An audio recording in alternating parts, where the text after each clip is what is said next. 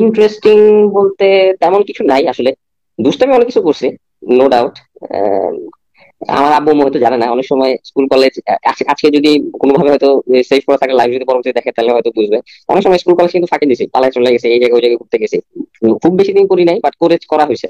এছাড়া মানে ক্লাস ফাঁকি দিতাম মোরলেস। ওইখানে ইয়া ছিল, আমাদের একটা স্পোর্টস রুম ছিল, ক্যারাম খেলতাম, এই খেলতাম ওই খেলতাম, তো মাঝে মাঝে ক্লাস ফাঁকি দিয়ে ওইখানে চলে যেতাম। আহ এই এগুলাই আসলে। আর আমি খুব শাই ছিলাম স্কুল কলেজ লাইফে।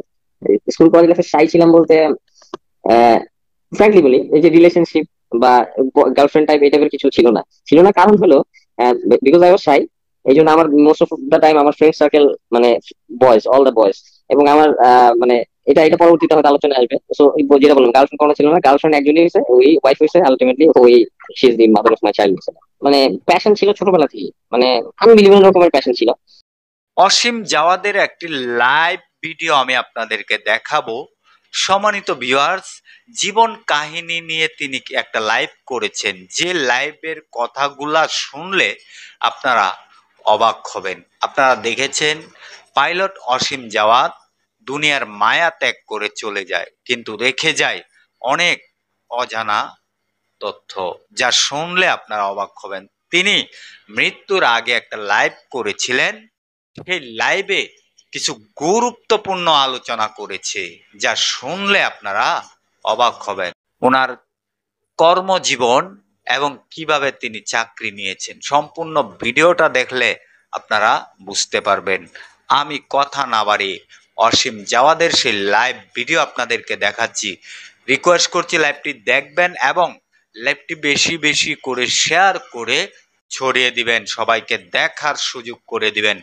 চলেন আমরা অসীম জাওয়াদের সেই গুরুত্বপূর্ণ লাইভটি দেখে আসি।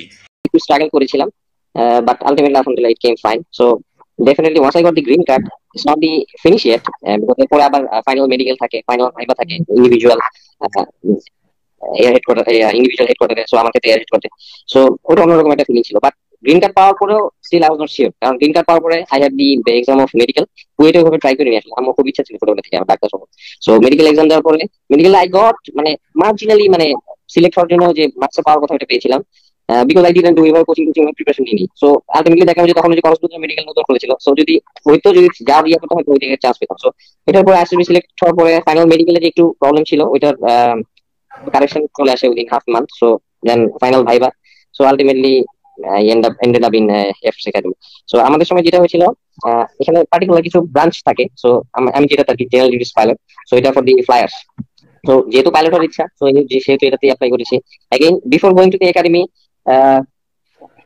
কি বলবো, সবাই খুব ভয় ছিল, স্পেশালি ফ্যামিলি সাইডে, যে how will I do, how will I able to cope up with the things.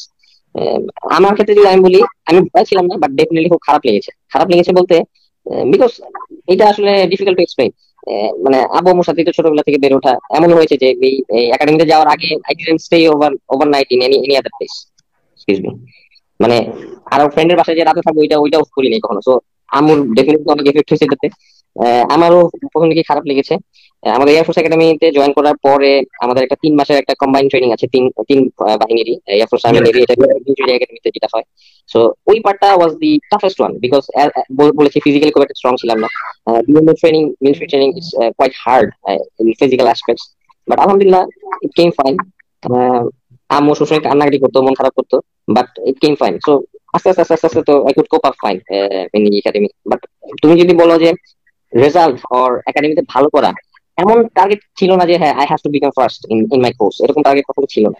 এটা যদি বলি, ফার্স্ট টার্ম সেকেন্ড টার্ম 4টে টার্ম ছিল আমাদের সময়, 2 বছর, 1 বছরে 2টা করে টার্ম। সো ফার্স্ট টার্ম আস্তে আস্তে more or less I try to do good in all aspect.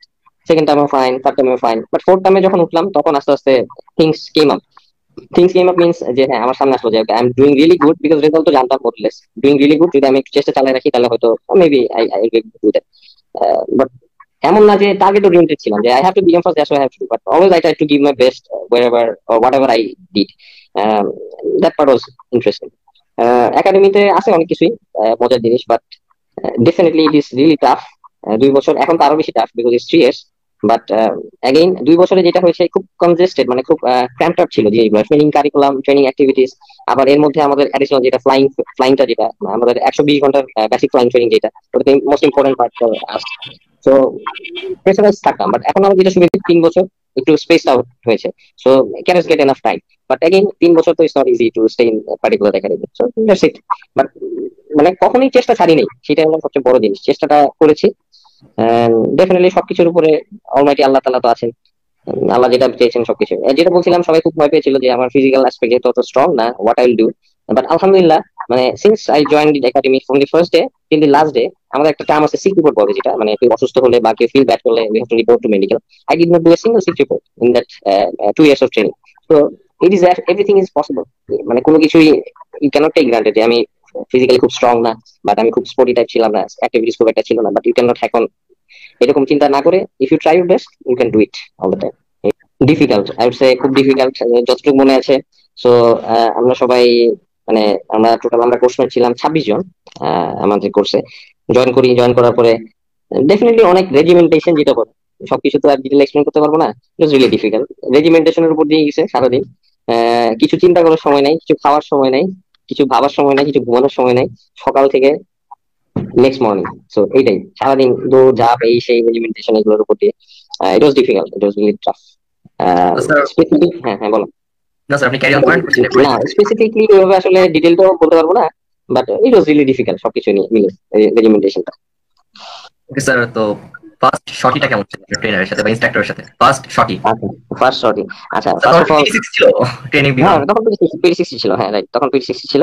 আম, আমাদের যেটা বলি, এয়ারফোর্স একাডেমিতে জয়েন করার আগে, যেটা বলছি আমার ছোটবেলা থেকে ইচ্ছা ছিল পাইলট হওয়ার। So once I started flying, আমাদের training environment is little difficult or different than of civil, especially if I talk about the flying training এর কথাটা যদি বলি। ইন্টারেস্টিংলি ফার্স্ট শটই সবসময় এটা আমরা চেষ্টা করি। once I came back as an instructor, first time একটা ছেলে ফ্লাই করতে উঠতেছে with the aircraft control in his hand. So আমরা, it's not that first sortie থেকেই আমরা খুব বেশি প্রেসারাইজ করবো এরকম কিছু না। First sortie is we call it joy sortie type. So সবকিছু ঘুরে দেখানো, হ্যাঁ একটা কনফিডেন্স দেওয়া যে না, you can do it, okay you are flying the aircraft, something like that. So it was, I would say, kind of a dream come true. যদিও তখন কিছু পারি না, কিছু শিখি নেই ফার্স্ট শটিতে। So but the instructor, my basic, I say যে আমরা যেটা বলি আমাদের বেসিক ইনস্ট্রাক্টর বলি, যে যে আমাদের ফার্স্ট ফ্লাইটটা শিখায়। সো আমার basic instructor definitely gave me the thrill and feelings of being a military aviator. এটা খুব ইন্টারেস্টিং ছিল। আম, আর আসলে উপরে আকাশ থেকে তো মাটি দেখা বা মাটিতে কি আছে না দেখা, এটা selected, I would say selected না, খুব কম মানুষই এই স্কোপটা পায়। I am not talking about যে প্যাসেঞ্জার হিসেবে, অ্যাজ এ পাইলট হিসেবে, অ্যাজ এ মানে। সম্মানিত ভিউয়ার্স, এই যে কথাগুলা শুনলেন আসিম জাওয়াদের, কথাগুলা কতটুকু ভালো লেগেছে আপনার মূল্যবান মন্তব্য কমেন্ট বক্সে কমেন্ট করতে ভুলবেন না। ভিডিওটা বেশি বেশি করে শেয়ার করে ছড়িয়ে দিবেন। সবাই ভালো থাকবেন, সুস্থ থাকবেন। আসসালামু আলাইকুম।